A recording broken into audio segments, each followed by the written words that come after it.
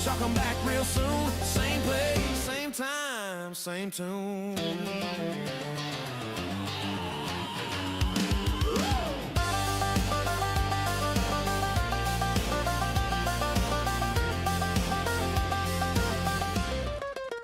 Man, I love that. I love that song. Hey, got a great. The band was warming up this morning. They were a little late. They were out late last night partying, so they just got the lead singer. You can't keep him alive. That's right. And we're ready to go. Rob Browne in Memphis, Brendan Martin in Ocala, Florida.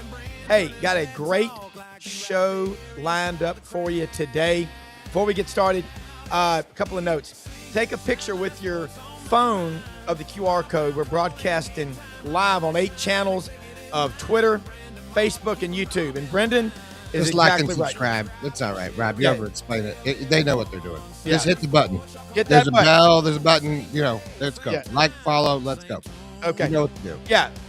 So look, we're going to get going today. We've got Tom Luginbill, ESPN's lead college football recruiting analyst, also part of the ACC network. Played his football for Bill Lewis at Georgia Tech. Talking to him before the show. Look, this is going to be a lot of fun. Doug Dean in Birmingham. Frank Duffy out today on special assignment with Carnival and Mardi Gras preparation. He is going to take off today. I'm not sure he would know where he is, but let's get Doug Dean and Tom Luginbill in here right now. Gentlemen, Tom, we talked about, you and I were talking a minute ago, and we just now starting, Doug. We didn't have to start over. Everything was good. We had a little update. But, Tom, recruiting is different. We all remember how big a deal that first Wednesday in February was. It was such a big deal that let's just say it altered performance and production in the workplace. But I want to applaud you because I was telling you that I met you. I said hi to you. My son was with me on the field April 20th of 2014 at the Auburn A-Day game. And I was like going, you can always trust a guy wearing jeans and cowboy boots if he's doing TV. So, but you really, you love what you do. And obviously they pay you, but I think you do it for just doing it because you grew up, your dad Al's a coach. It's in your blood. We need more Tom Luginbill talking. And for Lent, Doug, I told him I'm giving up NIL and portal talk. Okay. So let's talk some college football, recruiting, SEC, ACC, and whatever's on your mind. Well, it's good to be with you guys. And, you're right. The recruiting scene, the process, the calendar, the day-to-day is so vastly different than it was even just 5 years ago. Most certainly 20 years ago. And, that signing day that you used to reference, that used to be the Super Bowl of college football recruiting, right? And, I know for us and our staff, I would have to spend 11, 12 straight hours live on that set with one bathroom break with election style coverage for I don't know how many years. If I'm going to be totally honest, that part of it I don't really miss. The fact that we split into 2 signing days to kind of ease up the workload a little bit has probably been pretty good for my overall work-life balance. But the thing that as I've watched this and been a part of it, and, as you mentioned, I grew up the son of a college coach. I've been in a locker room since I could walk. I spent my first 11 years in the coaching and scouting profession before joining ESPN, a little over 20 years ago.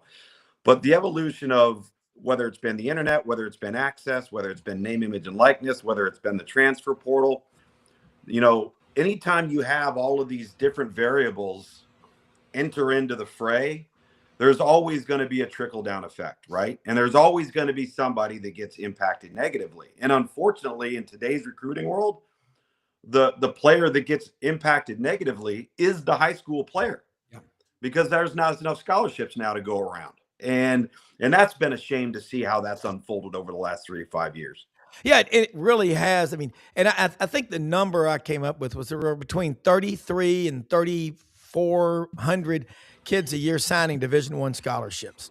And am I correct when I say maybe 1%, 35 in a given year would be rated a 5-star, between 350 and 400 a 4, and the rest 3s, 2s, and Fernando Mendoza's. Yeah. Yeah, that's correct. I think that number's a little high. We've done it before. It's usually around 2,800. Okay. Now, again, this was prior to the transfer portal coming into play. That number's now decreased fairly significantly. But yeah, you would have on average about 2,800 kids sign an FBS letter of intent. For us, I would say 10 to 15 on average 5-star guys, and you nailed it down the list of the rest of those guys being 4 stars, and then your 3 stars and your 2 stars and what have you. And the reality is kids develop at different rates, right? Yeah. A guy can be a Fernando Mendoza, but then he becomes a 5-star, right? Yeah. And there's going to be some guys that come out and they're finished products. They don't have any upside. There's not a high ceiling for development. And they're the same guy at 18 that they are at 22. Yeah. Right. And that's what makes the challenge of player evaluation, particularly with high school kids, so difficult. It's not, I used to work in professional football, and it's one thing to evaluate the 26, 27, 28-year-old free agent or the 23-year-old draft choice, because you have unlimited resources to uncover every red flag, check all the boxes. You have the FBI, you have sports psychologists, you have orthopedic surgeons. You can really nail down and hope to avoid a $40-50 million mistake. But you know what? In the National Football League, they still miss on 50% of the first-round draft choices. So now imagine applying that same player evaluation logic to a 15, 16, 17-year-old where you don't have all of the available information. There are going to be unknown variables. You are going to take far more risks. And now as a college coach, you're expected to be right on these guys all the time. That's impossible. I mean, if you hit on 62% of your class, and let's just say that class is 25 guys, you're looking at missing on around 10 guys. The question then becomes, which 10 are they? Yeah. Well, and that's a great point. You're breaking down the numbers, and that's what people don't understand. The drop-off in high school, then you go from, say, 2,800 kids a year. That number's down significantly. Last question before we go to Doug Dean on beautiful Lake Martin.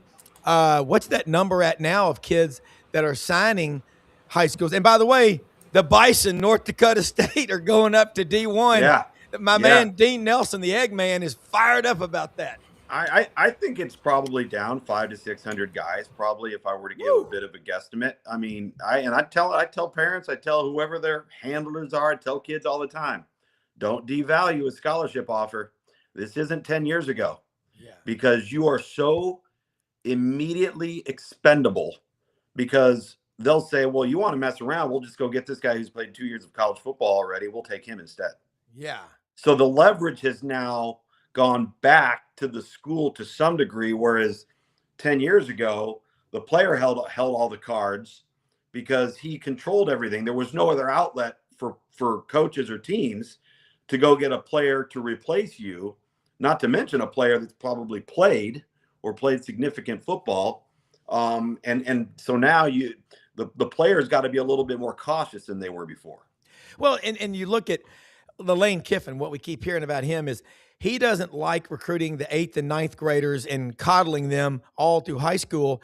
And then he says, hey, why do I want to have $25 or $30 million worth of, NIL money sitting on the bench? Kind of like if you own a lot of strip malls and real estate, commercial property, and you don't have any tenants, those are a lot of NRAs, non-revenue producing assets.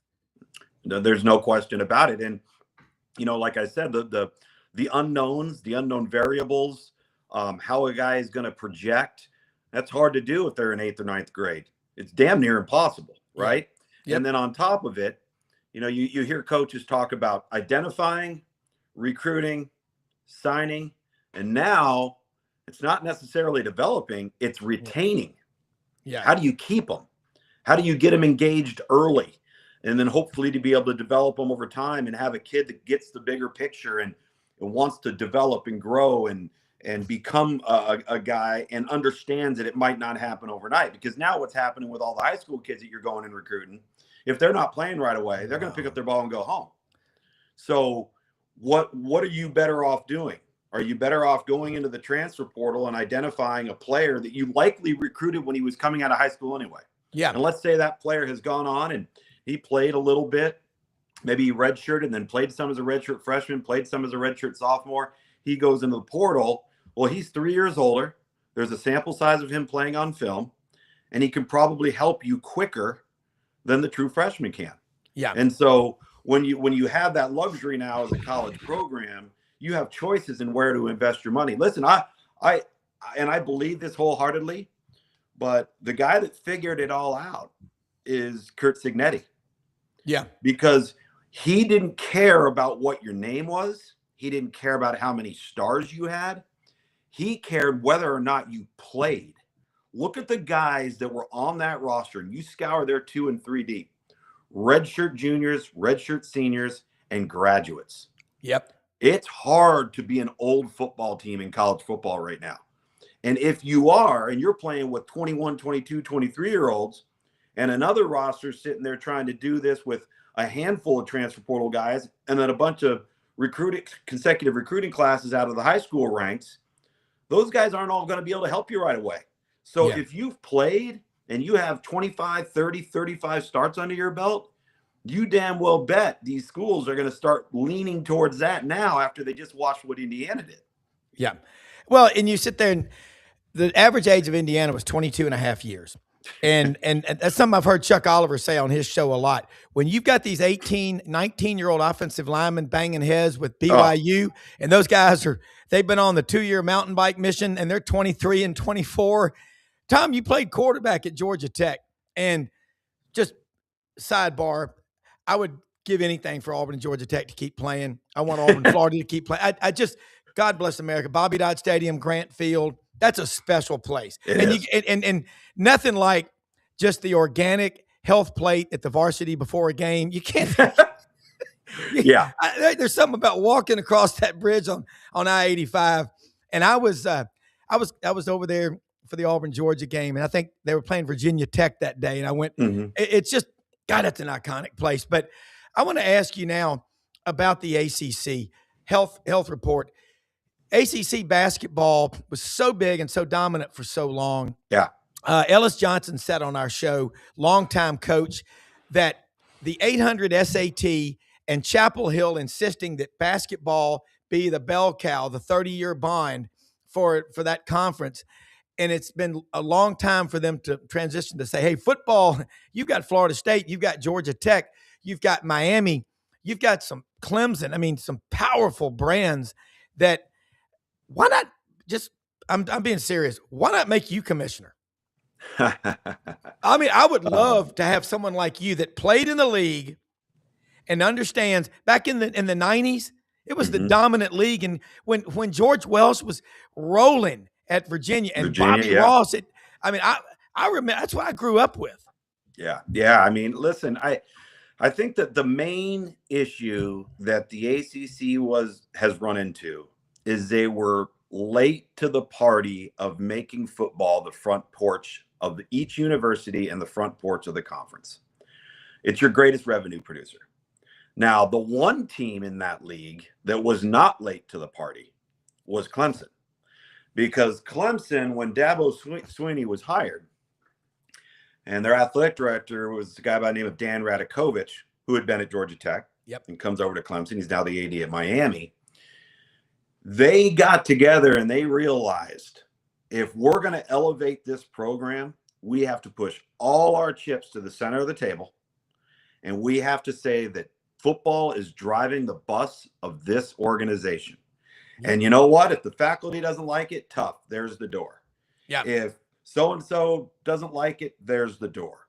But the reality of the situation is, when you choose to make that decision, your applications for enrollment skyrocket. Yep. Your enrollment skyrockets. Commerce in the community skyrockets. Yep. When that new wing gets built on the library and the new wing gets built on the electrical engineering center, where do you think that's coming from? Right. Yeah. Yeah. And so what Clemson did is they said, okay, we're going to refurbish Memorial Stadium. We're going to build a first-class, state-of-the-art football operations center unlike anybody's in the country. We're gonna build our indoor practice facility. They didn't have any of these things when Dabo started. Yeah. Right. And so if you make that choice to do it, unapologetically, because there's going to be pushback from folks that don't, you know, they don't want athletics running the whole entire deal. Well, if you want to make everybody happy, go sell ice cream. But if you want to lead and you want to put your biggest revenue producing entity on campus at the forefront of the university, over time, it will pay off. And if you look at what Virginia Tech committed to doing when they fired Brent Pry, within a week of that happening, what did they do? We are making a $230 million investment in football. Yep. Well, why do you think James Franklin took the job?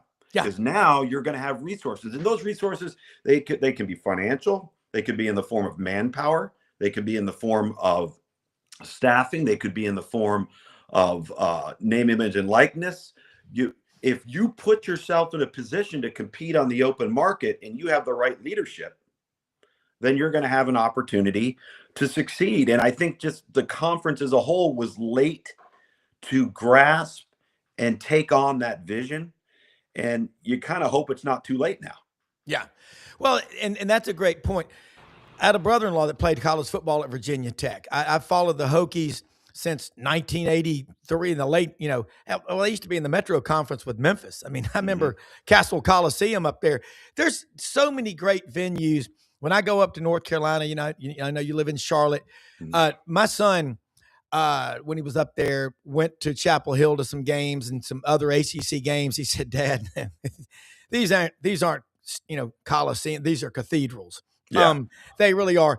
I love what you said. Your honesty about the ACC was late to the party, making football the big deal. And Georgia Tech, per capita, I think probably has more millionaires than any school, because engineering, 1 in every 5 graduates. Yeah. Engineering is where the money comes. The biggest profit center at Auburn, who is always pulling on the back wheel of Georgia Tech. That's what makes Auburn better in Florida engineering is tech. When Georgia Tech gets excited and gets their alumni base and their fans, they have a campus in Paris. I mean, this is a ginormous brand. Right. But when they get excited, I really, really like seeing Georgia Tech, you know, do well. You got a coach from Hewitt Trustful. But I wonder, they've got a lot of international students, but the city of Atlanta can make that they can become a monster in one of the top 5 recruiting bases in the country. Yeah, you know, listen, it's a little bit of a double-edged sword, because they're one of the few institutions that is in a city where there's a lot going on. Yeah. There's a lot to do, right? And people will make choices where they spend their money and what they want to do for their entertainment value. The thing about Tech is, and this is where Brent Key really embraced this, because he understood the internal dynamics, because he had played there, he had coached there. He intimately knew the challenges at Tech. Yeah. And instead of pushing back on them, he chose to try to find solutions. And listen, I'll be the first one to say that is not an easy place to go to school. No. I mean, there are inherent challenges there academically. It's not an easy place to get players into school. It's not an easy place to get players in for the transfer portal. Yeah. It's hard to graduate players. Yeah. The academic curriculum is gnarly, to say the least. Yeah. Right. Yeah. So, you know, you have some challenges, but you're right. You could sit in Brent Key's office and throw a rock in any direction within 30 miles and hit a great player. Right. Yeah. And so depending on the recruiting class cycle, you know, if Georgia Tech wanted to, they could probably recruit their entire high school roster without getting on an airplane. Yeah. Yeah. You know, that's an advantage. That's a great luxury to have. Yeah. And I think as he has rehabilitated the program and gotten them not just back to respectability, but beyond that, that's where the university, well, I shouldn't say university, the institution, because it's not the university. That's right. That is where they, for the first time, in my opinion, in a long time, have a top-down alignment from the president to the football coach about what is the level of importance do we want Georgia Tech football to be? Yeah. And the universal answer to that question is high, right? Well, now all of a sudden the results have started to come. Yeah. because you're not constantly battling the administration for things that you absolutely have to win. Yeah. I'm not talking about winning a national championship. I'm talking about having a winning record. Yes. And if you have an administration that's not going to give you those resources, then you're just going to be going in a constant cycle of 4-8, 5-7, 6-6. Yeah, correct. And that's Memphis had that situation. I think several coaches have said, I just fill my tank up, at the gas station, and I can drive around the Memphis area, get all the basketball players I need. There's also a lot of good football players. Middle Tennessee is the best part for the state of Tennessee high school football. Yeah. Switching SEC, ACC, John Sumrall at Florida. What you know of him? He, to me, I love all the sports, but he's exactly who I'd want to play for if I was a player. I watched him down on the field before the Memphis-Tulane game with Ryan Silverfield. Those are two of my favorite coaches. It's so much fun. And Doug Dean, hopefully he's back with us now at Lake Martin if the Gremlins have gone away. But your thoughts and on John Sumrall and and Alex Golish coming to Auburn, Ryan Silverfield making the move up from the American, that's what they call the American Athletic Conference, because Silverfield, if you get a text from him, it's 4:15 in the morning. He's in the office. He's got twin daughters that are a year old. He just may want to get out of the house, but he works his ass off. All these guys do. So I broadcasted the Thursday night ESPN package this year with Matt Berry. We had Memphis a couple times. We had Tulane 3 times. I've known John for a while. I had a game of his at Troy. I had the Citrus Bowl between Iowa and Kentucky when he had just taken the Troy job. He was there. And ironically, I was telling you off air, I was the head coach of the arena football franchise in 2000 in Huntsville, Alabama. And he was at Grissom High School in Huntsville and used to come to my games. And we were having a chuckle about that this fall. Here's the thing about John Sumrall that I love and that Florida fans are going to have to come to love or come to understand. And that is, he is black and white, no nonsense. He is going to tell you exactly how he feels. And his wife will probably tell you that sometimes that's his greatest fault. But the thing that you will respect about that is the players are always going to know where they stand. Yeah. Right. And, he and I were having a conversation about the transfer portal, and he's like, I'll sit down, I'll have a conversation with a guy, and I'm going to ask him some very pointed, specific questions. And if they're not the answers I need to hear for a guy to fit into this program, I don't care how talented he is, we're not taking him. Good. There has to be a standard. And he's very, very upfront about that. And, I think he's super personable, deals with the media extremely well, hard on his players, but loves them up. But I think you have to be so upfront now because of the transfer portal and name, image, and likeness and the money that's involved. His mindset, and I agree with him. And unfortunately, I don't think we have enough players that understand how the real world works. Is if I'm paying you to do a job and I'm paying you to perform, it is your job to perform. If you don't perform, you don't play. If you don't play, you don't get paid. Right? It would be like us going out in the real world, graduated from college, and going around to all these employers and saying, well, I want this, and this. And the employer looking at you like you got 3 heads going, you haven't done anything yet. What are you talking about? Well, that's what's happening right now in high school recruiting and in the transfer portal. And his whole thing is, listen, if you perform and you play and you produce, you create value. Right? You create marketability. Now you are somebody that's attractive to endorse in name, image, and likeness. You are somebody that has earned the right to be paid and compensated because you have performed. We're in this world right now where everybody thinks they're owed the compensation without the performance. Yep. And that's not how it works. Yeah. And he's very, very upfront about that with his players. Yeah, I've never been paid. I've been in the commission business since May of '91 as a financial advisor. I've never been paid a bunch of money on the first or second day of the month because they like my clothes. This is how it works. Hey, Tom Luginbill, ESPN's chief recruiting analyst, also ACC Network, Georgia Tech quarterback, son of a coach, Al Luginbill, a traveler, man. Let's bring in Doug Dean from Lake Martin with Tom Luginbill. Thanks, everybody. Like, share, and subscribe. Appreciate it. Rob and Tom, the great legendary Tom Luginbill, honored to have you on the show. It's apologize for my technical challenges. Hey, dude, listen. I have a place on Lake Hartwell, right on the border of Georgia and South Carolina. And half of the year I spend down there, and I have to do the exact same thing you're doing. Sirius XM, sometimes College Football Live, and I'll take my whole kit, I'll take it all the way down there, and invariably something doesn't work, right? Sure. I feel you, brother. And you're on Lake Martin. That's where my man Greg McElroy's at. He's on Martin too. McElroy and at least half a dozen former Auburn coaches who got buyouts. Oh yeah. Tom, you mentioned. I'm going to ask you something.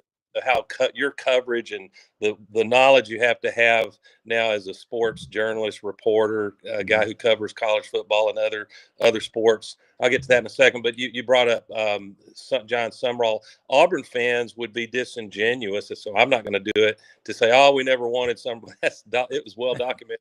That was close to a hire being done, and I'm not sure what missteps may have occurred, but it's funny how sometimes things work out for both parties. In this case, Florida and Auburn. And that third Saturday, by the way, Rob will be here at Lake Martin. Luginbill, if you're not on assignment elsewhere, you have a standing invitation to Lake Martin and Jordan-Hare Stadium. We'll have a blast. That's Florida at Auburn, third Saturday. It's great to get Brendan going to chime in a minute, I bet. But it's great to get that great series renewed.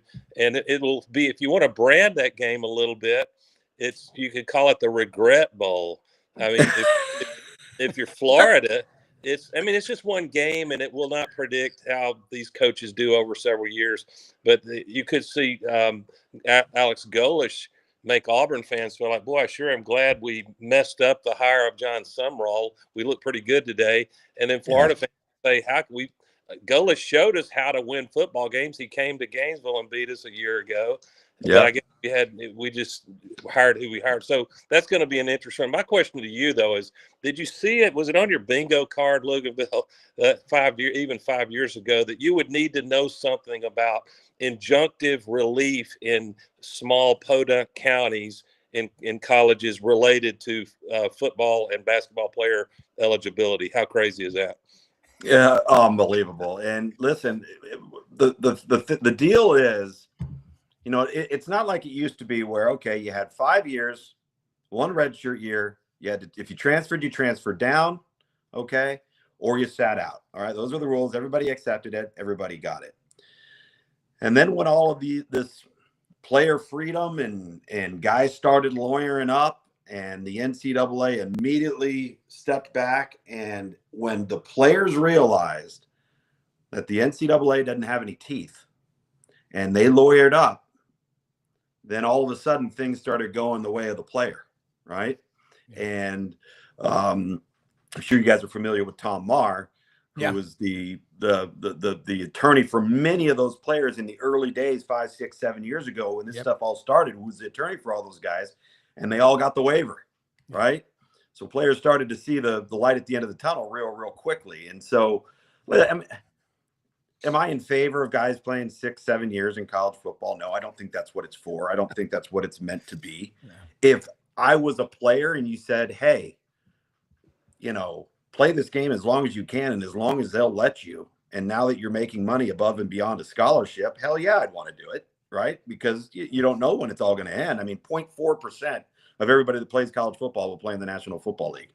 The rest of them are going to go out in the real world, right? So if you know that you're going to be able to make some money, maybe put some stuff away, get your professional life started in whatever career you start, then heck yeah, I'd want to play for as long as I could. But I feel like we've just gotten away from this being a game of development and growth and academic success, the value of earning a degree, the importance of it. I mean, these guys are transferred 3, 4, 5 times. You're never going to get a degree. Yeah. Right. And then what's going to happen is they're going to end up leaving school. They're not going to get drafted. They're blowing all of their money, and they're going to be on the street with no degree. And now where are you at? Yeah. And nobody wants to got- talk about that. You got to love the tale of two Deep South judges, the Honorable Judge Daniel Pruitt in Sixth Circuit in Tuscaloosa County, heard the arguments. I think it was January 30. And coincidentally, Luginbill, that was the day before the Iron Bowl of basketball. And the good judge, because he's smart, astute politically, said that he needed at least the weekend to ponder the merits of the arguments. And then, he ruled. I think most people believe he ruled very correctly in denying that eligibility for Bediako. And there was a lot of in Indianapolis NCAA headquarters and probably across the whole coaching fraternity, there was a sigh of relief because imagine NFL, you can go enter the draft. Let's say you're a free agent or a fourth or fifth worst draft pick. If you get booted from camp, just go back to college for six figures. Well, yeah, but until we get to that point, what we had, see, you guys, I'm sure recall Dabo Sweeney's rant a little over a week ago, in which he was 100% correct in everything that he is saying. My analysis on that day, I happened to be on College Football Live that day when it broke, and my analysis was number one, I applaud you for doing this, Dabo, but I hope that your house is clean, because you can't do that publicly if you got guys on your staff, right? I'm not saying they do. I'm just saying you have to make sure that if you're going to do that, nothing blows back on you, right? Yeah. But we are, and he made the analogy to the National Football League. Can you imagine if the NFL was run like college football? It would come crumbling to the ground in less than a year. Oh, yeah. Right? It's the equivalent of Patrick Mahomes at the end of the season saying, I think I played pretty well this year, and I think I can make some more money over here. I signed a contract, but that doesn't matter. And I'm going to go play for the Green Bay Packers next year, right? And it being allowed, right? The tampering side of it. See, people talk about the transfer portal and NIL being the problem in college football. No, it's not. Tampering is the single biggest problem in college football that we have right now. If you did that in the National Football League, you would be done. You would have no draft choices. You would have restrictions in free agency. They could pummel your franchise. What we've got to have in college football, if you really want to do something about it, you need to make the governance, enforcing, and policing of tampering so severe in terms of what the penalties would be, nobody would dare even think to pick that phone up and send a text or make a phone call. But we don't have that. Yeah. So the coaches are they all live in the gray anyway. So they're going to push that envelope because there's nobody policing it and enforcing it and deterring them from doing it. And that's a real shame, because that's not what the sport's supposed to be. And have you noticed that Greg Sankey, who he's wielded a lot of intimidating big stick over the years, it's as if at least some programs, the fear factor of the commish is not what it used to be, seemingly, with ADs and coaches. No, and because the commish knows full well that the NCAA also has no teeth. So if they're not going to do anything, why should I? We want our guys to have an advantage, right? Yep. So he can plead ignorance and step back, or he can slap on the wrist and not really impact the team. But I guarantee you this, if you got caught for tampering and they said, okay, we're taking away 10 scholarships in a postseason ban next year, you think you'd do it? Yep. Yeah. You think that team that wants you, that fan base and that city and that state that expects you to be in the college football playoff, and now you're not? Because the fans don't care that you're tampering. They want to win. Yeah. They want to win. So they're not sitting there looking at it. The Signetti way, sorry if I walked on it, and we'll get back to Rob, but the Signetti way is surely going to create imitators who go get old players who have a chip on their shoulder. And I for one, love that. I always was cynical, probably sound like an Auburn guy, that it's funny how when a player changed his commitment to a big blue blood, his star rating magically went up, Luginbill. Isn't it funny? Yeah. And so not with us, I can tell you that, because I've told our staff from 20 years ago till now, I said, if a guy wakes up on a Monday and we have him as a 4-star and he goes and decides to commit to Rutgers the next day, he didn't become a worse player overnight. Yeah. He is what we evaluated him to be. Well, but see, the cynics out here think that it's good for business if you prop up the star ratings of various programs. It is for individual recruiting websites that are devoted to that school. Right. because that generates subs, right? And I get that whole that's a whole nother hour-long conversation you could get into well, in but it recruiting. segues into my question. We're gonna make you the football commissioner for a minute here, Tom. There you go. What would you do? What would you do to get hope of opportunity to play? Whether the kid gets NIL or not, for the high school seniors coming out who are the supply of scholarships, much less NIL money coming out of high school is severely cut.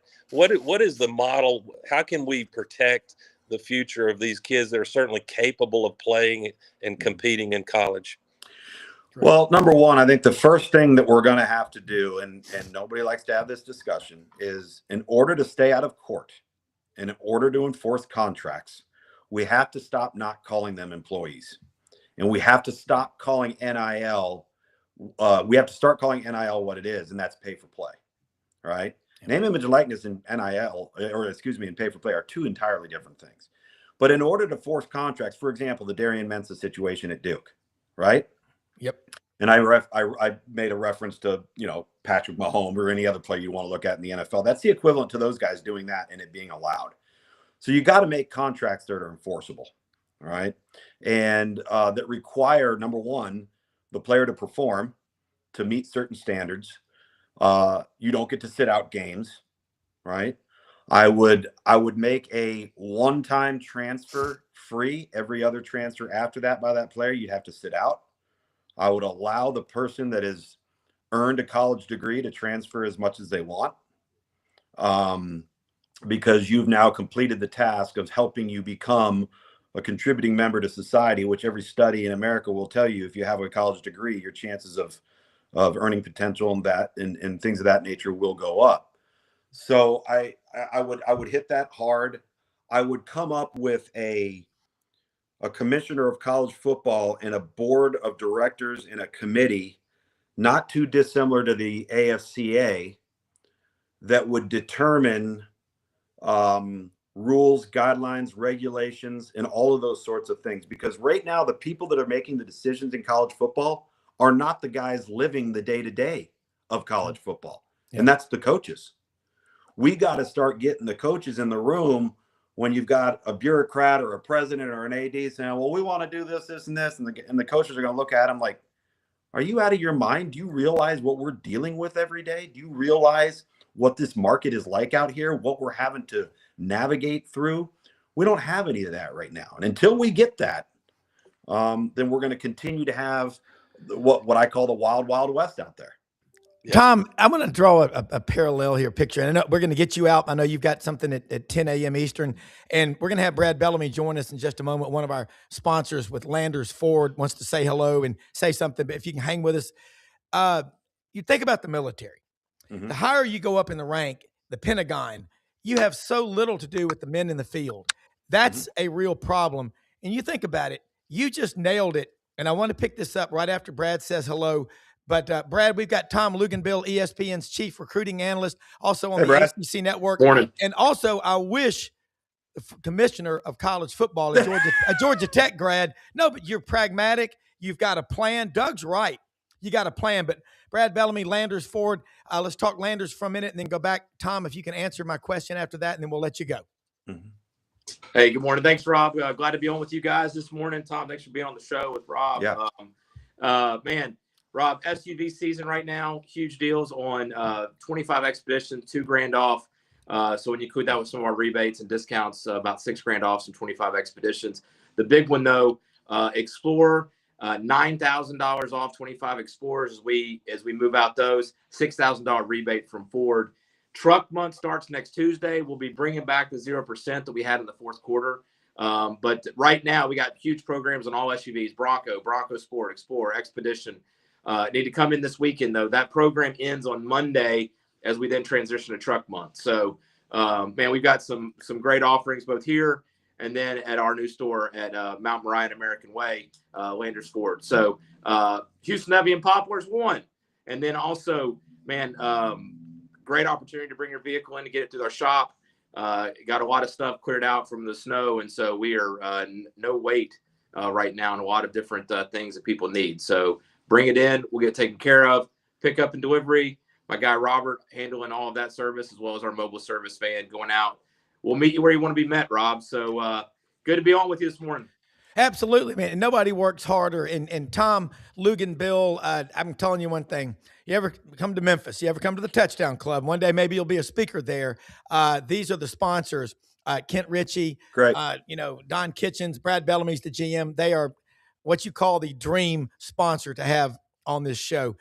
And before we go, and then we're going to come back to Brad, I got to ask you too. Here's a question from Maury Gaston. Many people say ESPN has become an echo chamber.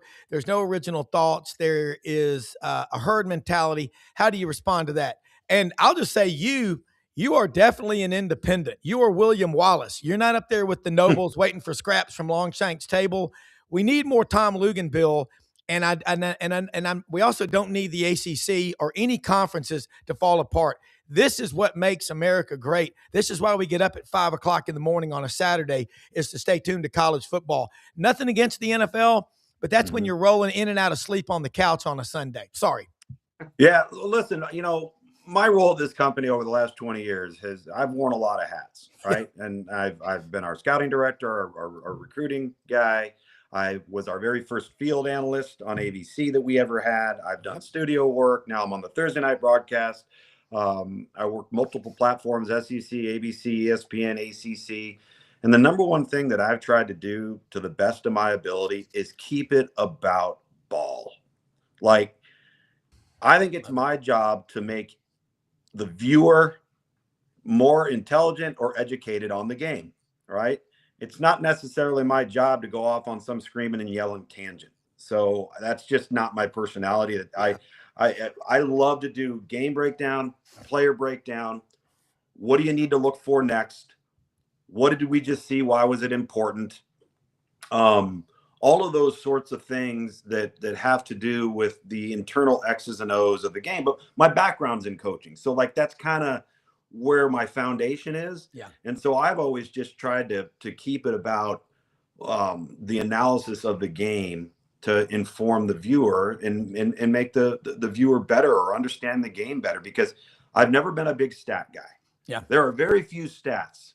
There are stats, but most stats have nothing to do with winning and losing. Yeah. And I think stats can be a lazy crutch, because anybody can go on the internet or pick up a magazine and say, oh, well, this guy ran for 1,200 yards and blah, blah, blah, blah, blah. All right. What I would then prefer to do on that player is I want to be able to inform you on what he does well, what he does not do well. All right. Does he have some issues? Does he have some red flags? Are there areas of strength that are really, really good? Why could this guy make it right away? Like, get into the weeds a little bit more. Yeah. And that's kind of always how I've kind of dealt with my day-to-day here the last 20 years and tried to stay away from a lot of the fluff. Well, you're the old deal. Stay out of politics and stay in production. You are an elite talent. We've watched you for a long time. I hope you'll come back on with us again soon. This has been an absolute treat, and I appreciate your patience. We had a little bit of a start. Sure. I got the best executive producer, the best team. I'm an old school guy. It ain't about one individual. It's about the team. You're the son of a coach. And I'm telling you what, my phone, I'm getting so many compliments. They're going, you got to get this guy back. Could you imagine him with Bartu? Holy cow. Well, listen, if I didn't have a deal here at 10 that I already had pre-scheduled, I'd stay on with you as long as you want. It's Friday right now. The season's over. I just finished 15 straight weeks of 7 days a week. Okay. So Woo! right now, all I care about is going snow skiing, going to the lake, maybe catching up with a movie, reintroducing myself to my wife and kids, and then write some stuff for ESPN.com when a deadline comes up. That's my focus right now. Well, I'm just going to tell you, you've made our day with your positive outlook, man. You got to see it to believe it. And have a great one, Tom. And we'll be honored to have you in anytime. Okay. Appreciate it, guys. Thank you. You bet. I'm going to tell you what, guys, I am so fired up about college football after hearing that. And Brad Bellamy, want to say another thing. The Landers, it's such a big deal. I love having you on here, and we're going to get you. I want to do a gaming show for next year and get Bartu and y'all, your acumen, your skills, your knowledge of the game. And Doug, way to persevere. Fight had some technical gremlins, and you heard what Tom Luginbill said. He goes to Lake Hartwell, Doug. And he says half the time he's doing it from a remote place. I love your studio there in the background, Brad. You have perfect internet, but Yeah, right. I love what Tom Luginbill just said. It's about ball, and I think he'd be a great speaker at the Touchdown Club one day. Man, you talk about knowledge. The son of a coach, played at Georgia Tech, coached, and did scouting. What he said about high school football is amazing. We went from about 2,800 kids a year signing D1 scholarships. He said that number's probably dropped 500 or 600 because of all the transfer stuff. Brad, your thoughts on that? And then back to Doug Dean at beautiful Lake Martin, home of all former Auburn coaches. Yeah, I mean, I think that again, I hope that there's a long-term play here where things get back to somewhat normal, what it used to be. I mean, it's because think about the number of kids that they don't get that scholarship, they might not be able to get to school. I mean, like Jalen Wells is a great example, plays for the Grizzlies here. He actually had to pay for his first year of college. He wasn't on a scholarship first year. I mean, and now he's an NBA player. I mean, it just, I don't love that. I think that that's a huge aspiration for a lot of high school athletes, and that's their entryway into college. I mean, a lot of these guys, especially the high-end athlete, that might be the difference between them having a college education and not. Yeah. And if you don't get in as a freshman, then are you even going to go to a junior college or a community college? I mean, what's that program going to start looking like? I mean, are we going to start seeing elevated programs in the junior college ranks more than we've seen in the past because of not necessarily they got in trouble and couldn't get into a school, but maybe they're a one-star that couldn't get that scholarship, and now all of a sudden they were able to grow and develop it from 18 to 19. I mean, you still have kids that hit the puberty late that they become a man a little bit later. So, and one other thing, I don't know, I'm sure y'all have already talked about it, but how can the state of Mississippi's legal system be the ones that determine that Chambliss gets another year of eligibility? I mean, shouldn't that be a federal decision? I mean, the only way that didn't happen is if that court was in Starkville, right? Yeah. And they're like, this guy's not going to Ole Miss for another year. I mean, but supposedly the lawyer didn't even show up. I mean, I just think it's the most ridiculous thing. They should have just given him his 6th year, because as soon as it's going to a state court, of course he's going to play again. Yeah. Yeah. Brad, you can't leave Judge Pruitt in Tuscaloosa County out of that either. Although he ruled correctly. Yeah. So I don't know. I thought that was the ultimate irony last night when I saw that. It's outrageous. And I think if you're at a school in Texas, you're probably feeling some swagger that you've got so much oil money you can just outbid everyone and win championships. But it's hollow. I think a huge majority of college football fans would like to have something resembling an NFL style level playing field. So that's the task, to try to get there. Well, you think about these judges, you have changes of venue in the courts. We're talking so much legal. I wasn't surprised. Tom Morris is his attorney. He's out of Little Rock. Jackie Sherrill kind of tipped us off to him several years ago on this show. He's the guy that represented all the players 6 and 7 years ago. Tom Luginbill referenced it in the segment right before you came on, that he never lost. Well, that was the attorney for Trinidad Chambliss. And all they got to do, all I would do is say, case closed, TJ Finley, 7 years, 7 schools. And I'm wondering, maybe he's getting a master's, in endocrinology or kinesiology, or maybe he's getting his master's in accounting. I don't know. I doubt. Doctor. Brandon Whedon just got his 12th year of eligibility at Oklahoma State. He's coming back, even though he had a little bit of a pro career. He's coming back to play. So, I think he was 26 when he left college. So I figure now he's in his mid 30s. It's time to come back to one more eligibility. Wow. I mean, and that, look, bottom line is college football, we love it. The games are more entertaining than we can ever remember. There it is, TJ Finley's college football tour. I mean, there's a T-shirt waiting to be sold from Opelousas, Louisiana. Hell, I'm old enough to remember Auburn beating LSU. That was in 2020. He was the quarterback. Auburn won the game 48-11. He was the quarterback. The next year, he was at Auburn. You can't make this stuff up. It was Unfortunately, 3 over. I don't think that's the typical collegiate path that people are looking to go as part of their progression. No. So I think that was supposed to be flipped. But hey, man, great to be on with you guys this morning. One plug: Carnival Education Foundation has our Denim and Diamonds event next Friday night. Great opportunity to have a great time. We have the Neon Mooners, which is an 80s and 90s country cover band. It's $100 a ticket. All that money goes to grants in the Carterville education system. I will be doing a live auction. Rob, if there's something you want to donate for an auction item, we'll take it. But it'll be a great time. All right, I'm going to call you about that. And I'm going to say, too, Corey Carter, MyTownRoofing.com, Major Fusel, Chris Fiedler, those guys love Landers Ford. I'm going to tell you, when I send people love working with you, Brad.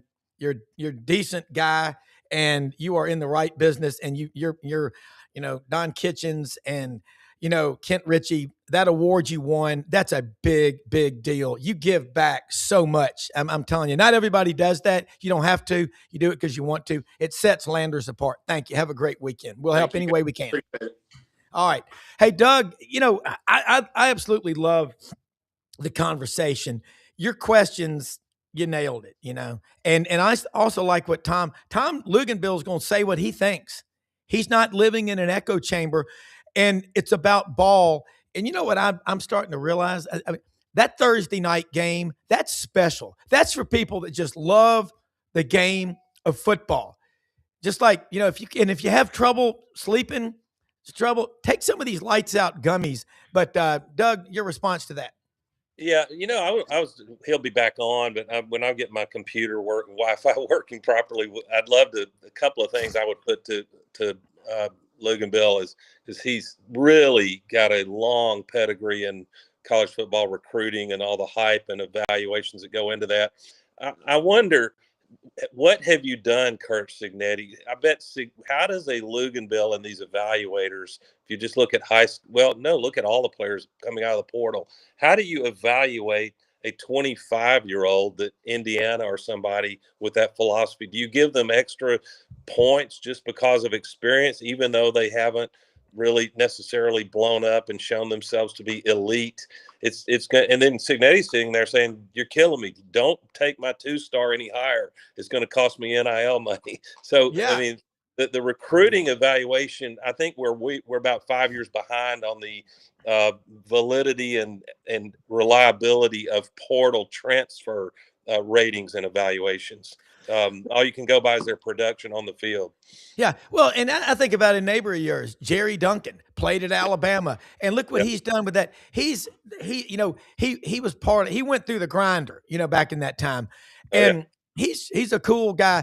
What it gets down to with college football, what saves this game is the people that play it, and right now, and we know the passion, the love we have for the game, it gets stronger, and I really like these new coaches. We've talked about, I think Gauex is the right guy at the right time. And I think by a circuitous route, both Florida and Auburn got the right coach. I think they did. And I got to ask you, Auburn got a commitment from the number one player in Alabama out of Hueytown for whatever a commitment means, Doug. It's kind of like a dragonfly landing on a lily pad. Well, you're always these numbers. No, if you believe in evaluations and ratings, he's the number 2 D lineman in the country, and that's buttressed by his offer list, which is the top 10 in college football: Alabama, Georgia, Ohio State. All of them wanted this kid, so that speaks well of not only Gauex, but I would suspect that not only DJ Durkin, but his you're going to have to help me with the name, the defensive line coach, that is a great relationship builder. So that's what, everybody's going to be throwing money around, but who can build the relationships? Yeah, I mean, everything is relationships. I mean, the kids, and also they got to be able to play right away. That seems to be the key. All right, Doug, looking right now, let's get some SEC basketball real quick. Last year, 14 teams made the tournament out of 16, best ever. No surprise.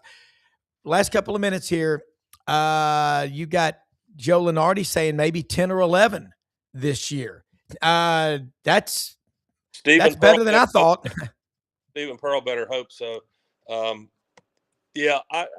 think the Ken Palm is always to be monitored, but then you get into late season, which of these teams that there's the obvious. Florida might be better than they were a year ago, even though Auburn went down there and was able to pull out the win. That quad one win for Auburn looks better and better by the minute.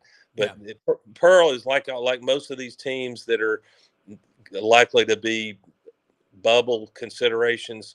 You got to start not just have a great resume, because the 10 losses Auburn has were all by ranked teams. But that won't matter if you keep losing games. You'll be on the outside looking in. So I lean toward more like 8 or 9 SEC teams. But they certainly, from a year ago, they have the case to make for as many as 10, but not more than 10. All right, one more thing before you go. What's a story that you see happening that maybe people aren't talking about that you think is going to affect college football, basketball going forward? Got to put you on the spot. No, it's okay. This one, people are talking about it, but it's not daily obsession. But to me, it's the question of with expansion of the playoff, and you bolt that onto let's be real, it's the SEC and Big Ten and a few others that are followers, not leaders. If Big Ten and Sankey, those commissioners is Petiti, I believe is his name, Big Ten. Yep. If they agree on the super conference expansion, let's say that gets as big as 32 teams, then I think we'll start to say inside of 5 years, you're going to have a NFL style super conference, and regrettably, most of the other teams will have to decide what is their commitment to football if they don't have a realistic chance to claim a national championship or at least make a bona fide playoff run. So it's what will the architecture look like with the number of playoff teams, and especially how big is this super conference and who all makes that? Yeah, and as soon as we think it's over, it's always darkest before dawn. Something great's going to happen. I'm telling you, the free market will fix it, but it's going to be a crazy ride getting. It's going to be like watching sausage being made. I can tell you. Doug Dean, great stuff. Executive producer Brendan Martin, always. Guest Tom Luginbill, Brad Bellamy, all of you. Hey, most often we see the face of Christ in the least among us. Think about ways you can improve the lives of others around you. The better you are for everybody else. Share it, like, and subscribe. We'll see you Monday. Have a great weekend. Thanks for watching.